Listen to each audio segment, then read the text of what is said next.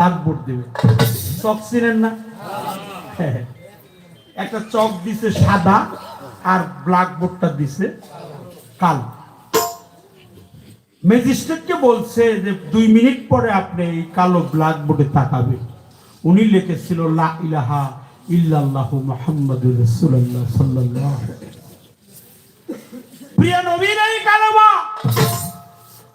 লেখছে 24টা হরফ, সুন্নাত, ফরজ, রূপরেখা, সেকেল, সূরত, সাত গন্ধ, অরুজ, নজুল, ফানা, বাকা, নফি, ইদবাত, খফি, মুকাম, মঞ্জিল, আরশ, আকম, মিনাল, হুয়াল, সাইয়াদ, সুপুরি, তুনাজিনা, ওকুলা, ওকুবাক্কা।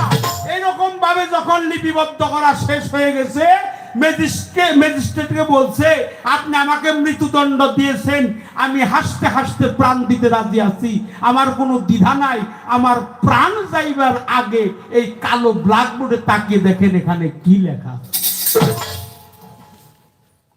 সেখানে কালো ব্ল্যাকবোর্ডে তাকিয়ে দেখে লিখেছিল আরবি 24টা হরফের কলেমা। সেখানে তো কলেমা নাই, ওখানে একটা মানুষের আকার হয়ে গেছে।